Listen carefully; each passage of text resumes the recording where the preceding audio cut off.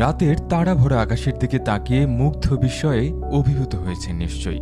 হয়তো কখনো আপনার মনেও প্রশ্ন জেগেছে, এই অন্তহীন মহাবিশ্বের উৎপত্তি কোথায়, আর এর শেষটাই বা হয়েছে কোথায়। হয়তো সেই সাথে আরও অসংখ্য প্রশ্ন ভিড় জমিয়েছে আপনার মনে। হাজার হাজার বছর ধরেই মানুষের মনে এই প্রশ্নগুলো জেগেছে। অবাক বিস্ময়ে মানুষ খুঁজে ফিরেছে এই সব প্রশ্নের উত্তর। আর বিজ্ঞানের অগ্রগতির কল্যাণে সাম্প্রতিক বছরগুলোতে মানুষ জানতে পেরেছে এমন অনেক অধরা প্রশ্নেরই উত্তর। বিশেষ করে বিগত 50 বছরে মহাবিশ্ব সম্পর্কে যুগান্তকারী সব আবিষ্কার পাল্টে দিয়েছে আমাদের চিন্তার জগৎ। মানুষের চাঁদে পদার্পণ থেকে শুরু করে দুটি গ্যালাক্সির সংঘর্ষের ফলে সৃষ্ট গ্র্যাভিটেশনাল ওয়েভ শনাক্ত করা, আমরা জানতে পেরেছি অনেক কিছুই। কিন্তু এই জানা আমাদের চোখে আঙুল দিয়ে যেন দেখিয়ে দিয়েছে অন্তহীন এই মহাবিশ্ব সম্পর্কে আমাদের জ্ঞান কতটা ক্ষুদ্র। কোন পরিস্থিতিতে ঘটেছিল বিগ ব্যাং, কিংবা এই মহাবিশ্বে মানুষের মতো আরও বুদ্ধিমান প্রাণীর অস্তিত্ব আছে কিনা, এমন আরও বহু রহস্যই এখনও রয়ে গেছে ব্যাখ্যাতীত। এ যেন একটা প্রশ্নের উত্তর পেতে না পেতেই আরও হাজারটা প্রশ্ন হাজির হওয়া। তবে অজানাই মানুষকে ধাবিত করেছে নতুন নতুন সত্য উদ্ঘাটনে। প্রিয় দর্শক, চলুন তবে আর কথা না বাড়িয়ে আদ্যপান্তরিক পর্বে আপনাদের জানাবো মহাবিশ্বের সবচেয়ে বড় 3টি ব্যাখ্যাতীত রহস্যের কথা, যার উত্তর এখনও খুঁজে চলেছেন বিজ্ঞানীরা।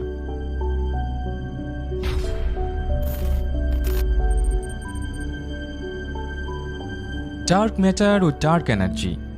মহাবিশ্বের অন্যতম আলোচিত রহস্য বলা যায় ডার্ক ম্যাটার এবং ডার্ক এনার্জিকে। একই সাথে এটি বিজ্ঞানীদের কাছে এখনও অধরা বস্তু হিসেবেই রয়ে গেছে। তবে ডার্ক ম্যাটার বা ডার্ক এনার্জির অস্তিত্ব যে রয়েছে তা অ্যাস্ট্রোফিজিক্যাল পর্যবেক্ষণ এবং গ্র্যাভিটি বা মধ্যাকর্ষণের প্রভাব থেকে নিশ্চিত হতে পেরেছেন বিজ্ঞানীরা। বিশ্বের অনেক বিজ্ঞানী এই অজানা বস্তুর ব্যাখ্যা দাঁড় করানোর চেষ্টা করেছেন এবং একই সাথে এটি নিয়েও তৈরি হয়েছে নানা ধরনের ভুল ধারণা। যেমন প্রথমেই বলে রাখা ভালো, ডার্ক ম্যাটার এবং ডার্ক এনার্জি কিন্তু একই জিনিস নয়। ডার্ক ম্যাটার বলতে সেই সব পদার্থকেই বোঝায় যেগুলো বর্তমান প্রযুক্তির সাহায্যে এখনও শনাক্ত করা সম্ভব হয়নি। এগুলোর মধ্যে এমন কিছু ব্যারিয়নিক ম্যাটার বা সাধারণ পদার্থ রয়েছে যেগুলো বিজ্ঞানীদের জন্য শনাক্ত করা দারুণ কঠিন। সেই সাথে রয়েছে নন ব্যারিয়নিক ম্যাটার। এই পদার্থগুলো ব্যারিয়নস অর্থাৎ অ্যাটমিক পার্টিকেল বা পারমাণবিক কণা দিয়ে তৈরি হয় না। মনে করা হয় বেশিরভাগ ডার্ক ম্যাটারই কোনোভাবে পর্যবেক্ষণ করা সম্ভব নয় এবং এগুলো নন ব্যারিয়নিক। ব্যারিয়নিক ম্যাটারের মতো এগুলো পরিচিত কোনো কণা বা রেডিয়েশনের সাথে প্রতিক্রিয়া করে না। অনেক বিজ্ঞানীর মতে এই ডার্ক ম্যাটার তৈরি হয় WIMP বা উইকলি ইন্টারঅ্যাক্টিং ম্যাসিভ পার্টিকেলের সমন্বয়ে। এই পার্টিকেল বা কণাগুলো আকারে প্রোটনের সমান হলেও এদের ভর হয় বেশি এবং বলা হয় এগুলো অন্যান্য কণার সাথে কোনোরূপ মিথস্ক্রিয়া করে না বললেই চলে, যে কারণে এগুলো শনাক্ত করা খুবই শক্ত।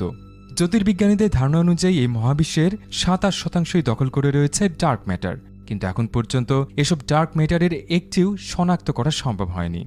অন্যদিকে বিজ্ঞানীদের ধারণা অনুযায়ী ডার্ক এনার্জি বলতে বোঝায় এমন এক শক্তি বা বল যা এই মহাবিশ্বের সম্প্রসারণে ভূমিকা রাখছে এবং মহাবিশ্বের 68% শক্তিই এই ডার্ক এনার্জি। তবে ডার্ক এনার্জির স্বরূপ বোঝা একটু কঠিন বৈকি। সহজ ভাষায় বলতে গেলে এই শক্তি বিদ্যুতের মতো নয়, তবে গ্র্যাভিটি বা মাধ্যাকর্ষণের মতো এক ধরনের ফোর্স বা বল।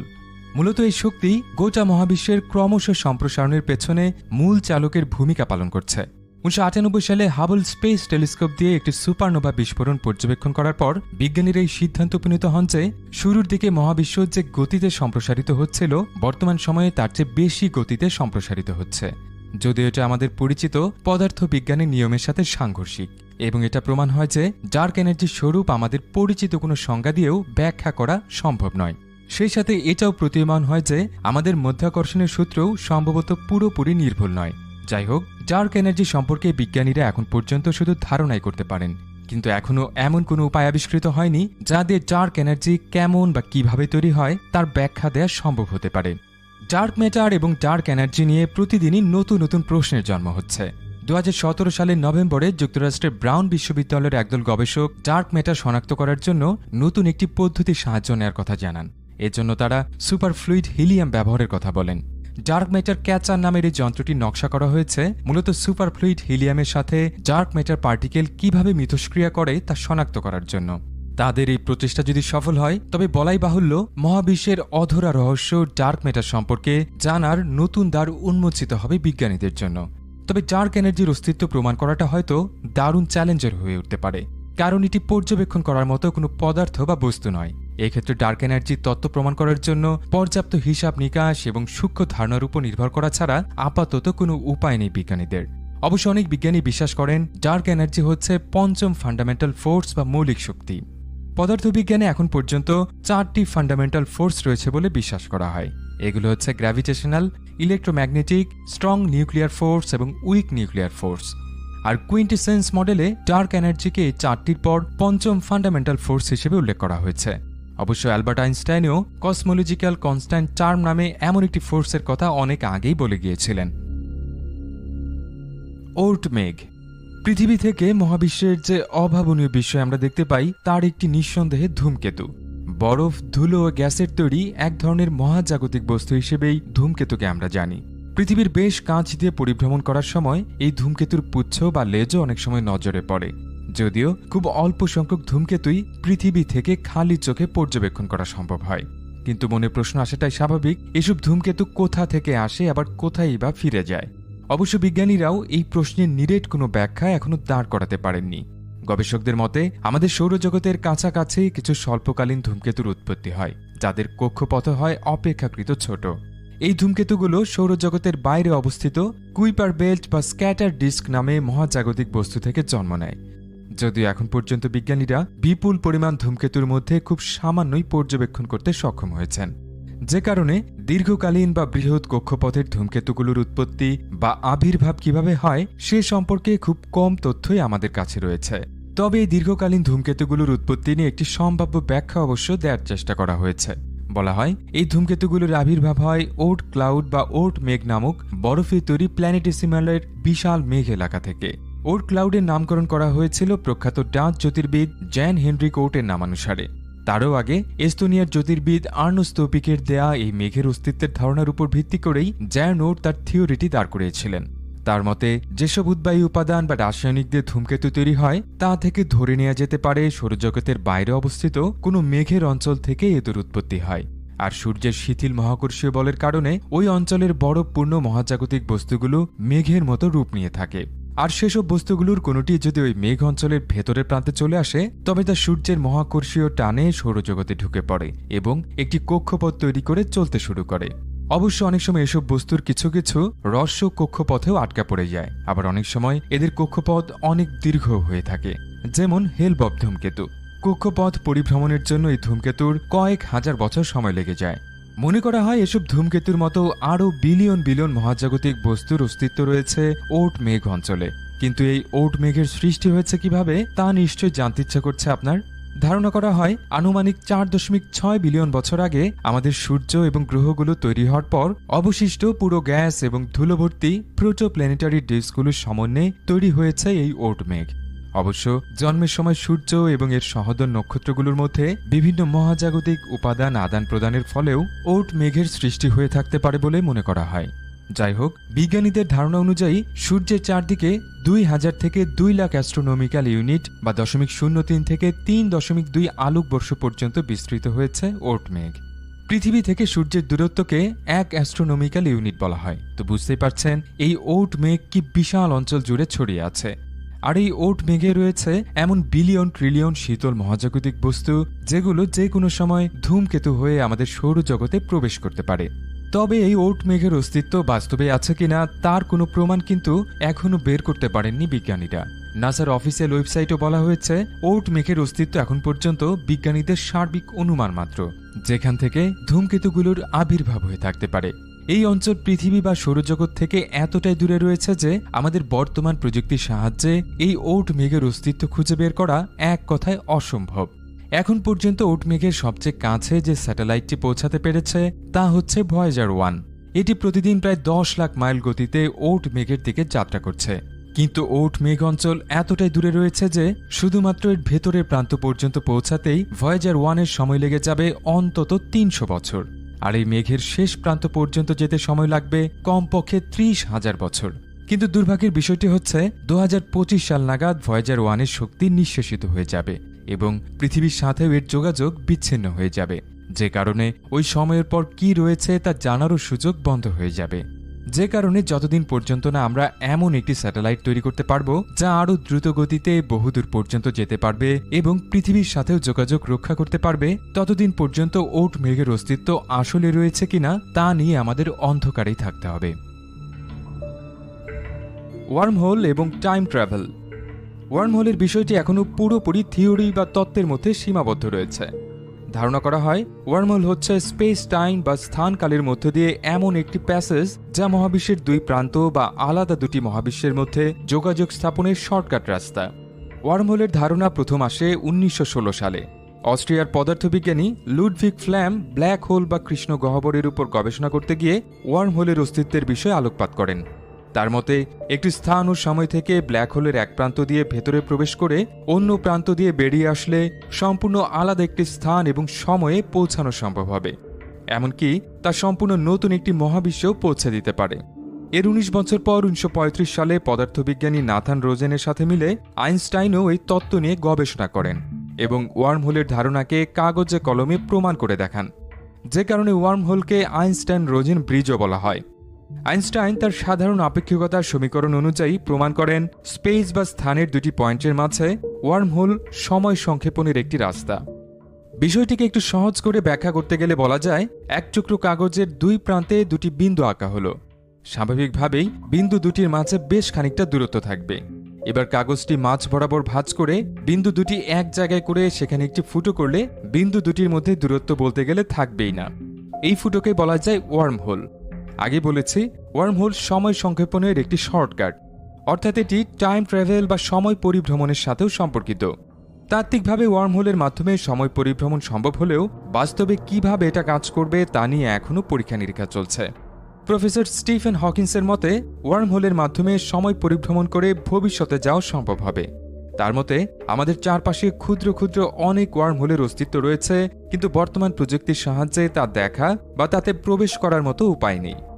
সমীকরণ অনুযায়ী অপেক্ষাকৃত বড় ওয়ার্মহোলের অস্তিত্ব থাকলেও তাতে প্রবেশ করার সুযোগ নেই, কারণ এতে যে পরিমাণ পজিটিভ এনার্জি রয়েছে তাতে করে এগুলো রীতিমতো অস্থিতিশীল অবস্থায় থাকে এবং যে কোনো মুহূর্তে এটি নিজে থেকেই বন্ধ হয়ে যেতে পারে। তবে ওয়ার্মহোল বন্ধ হয়ে যাওয়া আটকাতে যদি এতে নেগেটিভ এনার্জি প্রয়োগ করা যায় তবে তাতে হয়তো প্রবেশ করা সম্ভবপর হবে, অর্থাৎ নেগেটিভ এনার্জি ব্যবহার করে কৃত্রিম ওয়ার্মহোলও তৈরি করা সম্ভব। যাই হোক, যদিও এখন পর্যন্ত কোনো ওয়ার্মহোল দেখার সৌভাগ্য আমাদের হয়নি, তবে বিভিন্ন সমীকরণ এবং তত্ত্ব অনুযায়ী এমন সব প্রমাণ পাওয়া গেছে যাতে করে নিশ্চিত করেই বলা যায় ওয়ার্মহোলের অস্তিত্ব অবশ্যই রয়েছে। আশা করা যায় অচিরেই বিজ্ঞানীরা এর সমাধান বের করতে সক্ষম হবেন। গভীর মহাশূন্য থেকে সংকেত। মহাবিশ্বের প্রায় সব প্রান্ত থেকেই লাইট রেডিয়েশন এসে পৌঁছাচ্ছে আমাদের পৃথিবীতে। নিউ মেক্সিকো বা যুক্তরাজ্যে অবস্থিত রেডিও ওয়েভ অবজারভেটরির মাধ্যমে প্রতিনিয়ত এসব রেডিও ইমিশন পর্যবেক্ষণ করছেন জ্যোতির্বিজ্ঞানীরা। কিছু কিছু ওয়েভ লেন্থ শনাক্তকরণের মাধ্যমে মহাবিশ্বের অনেক রহস্যই উদ্ঘাটন করা সম্ভব হয়েছে, কিন্তু এক ধরনের প্রচণ্ড শক্তিশালী রেডিও ওয়েভ ইমিশন এখনও প্রায় পুরোপুরি ঢাকা পড়ে আছে রহস্যের চাদরে। এই রেডিও ইমিশন পরিচিত ফার্স্ট রেডিও বার্স্ট বা সংক্ষেপে এফআরবি নামে। এফআরবি রেডিও ওয়েভগুলো মাত্র কয়েক মিলি সেকেন্ডের জন্য স্থায়ী হয়, কিন্তু এদের রেডিও ফ্রিকোয়েন্সি হয় উচ্চ শক্তি সম্পন্ন, যা 500 মেগাহার্টজ থেকে 7 গিগাহার্টজ পর্যন্ত হয়ে থাকে। সহজ ভাষায় বলতে গেলে আমাদের সূর্য থেকে যে পরিমাণ শক্তি নির্গত হয় তারও প্রায় 50 কোটি গুণ বেশি শক্তি সম্পন্ন হয় এসব এফআরবি। তবে এসব রেডিও ওয়েভ পৃথিবী থেকে বহু দূরে, বলতে গেলে বিলিয়ন বিলিয়ন আলোকবর্ষ দূর থেকে পৃথিবীতে এসে পৌঁছায়। কিন্তু বিশাল দূরত্বের কারণে গভীর মহাশূন্যের কোন জায়গা থেকে এবং কিভাবে বা এসব এফআরবির উৎপত্তি হয় তা এখনও বের করতে পারেননি বিজ্ঞানীরা। কিন্তু এই দীর্ঘ দূরত্ব পরিভ্রমণকারী লাইট ওয়েভগুলোর উৎপত্তি সম্পর্কে জানা সম্ভব হলে হয়তো মহাবিশ্বের অনেক অজানা প্রশ্নেরই উত্তর খুঁজে পাওয়া সম্ভব হতো। অনেক বিজ্ঞানীর মতে আমাদের ছায়াপথ থেকে বহু দূরের কোনো ছায়াপথে থাকা মহাজাগতিক কোনো বস্তু থেকেই উৎপত্তি হয় এসব রেডিও ইমিশন। এখন পর্যন্ত পর্যবেক্ষণ করা এফআরবি থেকে জানা গেছে অধিকাংশ ক্ষেত্রেই তা সিঙ্গুলার বার্স্ট থেকে জন্ম নেয়, যা থেকে বিজ্ঞানীদের ধারণা সুবৃহৎ দুটি মহাজাগতিক বস্তুর মধ্যে সংঘর্ষের ফলেই এমনটা ঘটতে পারে। যেমন একটি নিউট্রন নক্ষত্রের যদি কৃষ্ণ গহ্বর, সুপারনোভা বা অন্যান্য নিউট্রন নক্ষত্রের সাথে সংঘর্ষ ঘটে। মহাবিশ্বে স্বাভাবিকভাবে এমন ঘটনা ঘটছে প্রতিনিয়ত, কিন্তু এফআরবির উৎপত্তি এই তত্ত্ব প্রমাণ করার জন্য কোনো পরীক্ষা চালানো অবশ্য সম্ভব নয় বিজ্ঞানীদের পক্ষে। এছাড়া ম্যাগনেটার্স নামে এক ধরনের নিউট্রন নক্ষত্র থেকে বিচ্ছুরিত হাইপার ফ্লেয়ারের কারণেও এফআরবির জন্ম হতে পারে বলে 2015 সালে প্রকাশিত 3টি গবেষণাপত্রে দাবি করা হয়। বিজ্ঞানীদের মতে প্রতিদিনই এমন অসংখ্য এফআরবি ওয়েভ আছড়ে পড়ছে পৃথিবীতে, কিন্তু আমাদের প্রযুক্তির সীমাবদ্ধতার কারণে আমরা তা ধরতে পারছি না। অবশ্য প্রতি বছরই এসব এফআরবি সম্পর্কে নতুন নতুন তথ্য উদ্ঘাটিত হচ্ছে। 2015 সালে কানাডার ম্যাকগিল বিশ্ববিদ্যালয়ের জ্যোতির্বিদ পল শলজ যুগান্তকারী একটি আবিষ্কার করেন। তিনি দেখতে পান এফআরবি ওয়েভেরও পুনরাবৃত্তি ঘটছে। ওই বছর মে ও জুন মাসে সংগৃহীত এফআরবির উপাত্ত বিশ্লেষণ করে তিনি দেখতে পান 2012 সালে শনাক্ত করা 121102 নামের এফআরবির অন্তত 10 বার পুনরাবৃত্তি ঘটেছে। নতুন এই তথ্য এফআরবির উৎপত্তি নিয়েও নতুন নতুন ধারণার জন্ম দিতে সময় নেয়নি। এগুলোর মধ্যে একটি হচ্ছে ভিন গ্রহের বুদ্ধিমান প্রাণীরা তৈরি করছে এসব রেডিও পালস। অনেকের মতে এসব এফআরবি কৃত্রিমভাবে তৈরি করা হয়।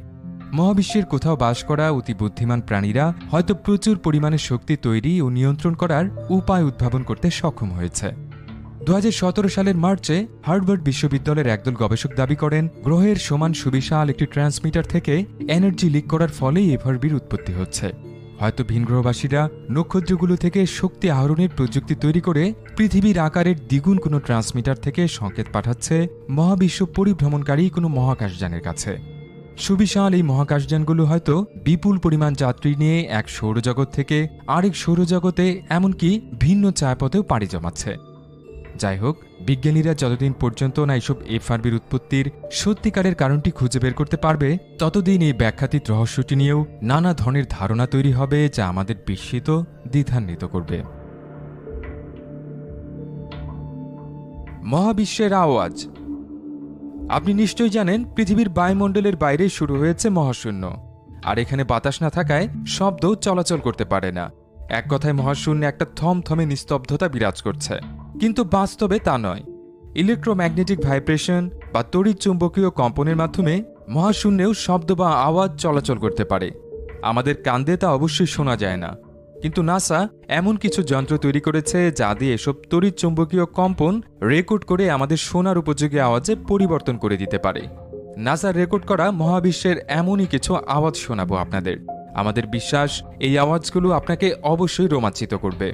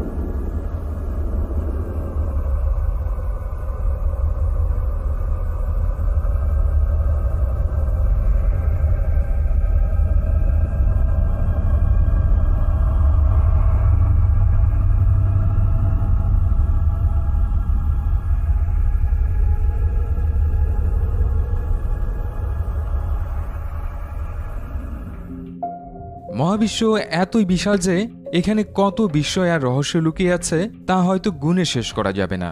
তারপরও রাতের তারাভরা আকাশের দিকে তাকিয়ে এক অদম্য কৌতূহলে আপনারও নিশ্চয় জানতে ইচ্ছা করে, মনে যত প্রশ্ন আসে তার সব উত্তর।